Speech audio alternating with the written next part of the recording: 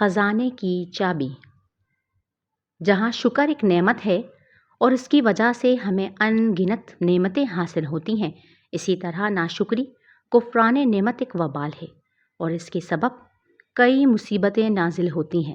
جانے انجانے میں یہ ناشکری ہم سے بہت سی نعمتوں کو چھین رہی ہوتی ہے، لیکن ہمیں اس کا اندازہ تب ہوتا ہے جب کوئی نعمت ہاتھ سے نکل جاتی ہے اور ہم پچھتاتے رہ جاتے ہیں۔ ناشکری کا جو سب سے بڑا نقصان ہے، ایمان سالم نہیں بچتا۔ ناشکری اس کی رحمت سے دور کر دیتی ہے۔ شکر کی عادت کوئی عام بات نہیں، یہ عادت بھی صرف اسے ہی ملتی ہے جسے اللہ نوازنا چاہتا ہے، اپنا کرم فضل فرماتا ہے۔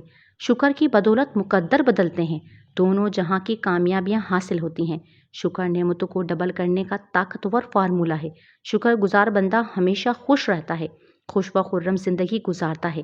شکر نعمت خداوندی، خزانے کی چابی، دل کا سکون اور رحمت خدا رب کریم کا فضل ہے۔ ایک شخص جس نے حضرت موسیٰ علیہ السلام سے فریاد کی کہ آپ خدا تعالیٰ سے میرے لیے یہ سفارش کریں کہ اس نے مجھے بے شمار مال و دولت دیا ہے جسے میں سنبھال نہیں پاتا، وہ تھوڑا کم کر لے۔ اللہ نے اس کی عرضی سنی تو کہا کہ اے موسیٰ، اس سے کہو کہ وہ میرا شکر ادا کرنا چھوڑ دے، میں اس سے ساری نعمتیں چھین لوں گا۔ وہ شخص یہ سن کر بولا، اس نے مجھے جب اتنی نعمتیں دی ہیں تو میں شکر ادا کیوں نہ کروں؟ چاہے کچھ ہو جائے، میں شکر کرنا نہیں چھوڑ سکتا۔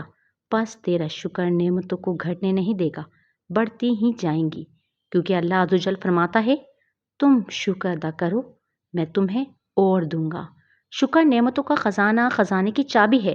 بجائے اس کے کہ ہم خزانہ حاصل کرنے کی دوڑ میں لگیں، ہم تو ناشکری کر کے خود پر مصیبتوں اور تنگیوں کو اور آواز دیتے ہیں اور حاصل شدہ نعمت کی ناقدری کر کے اسے بھی گنوا بیٹھتے ہیں۔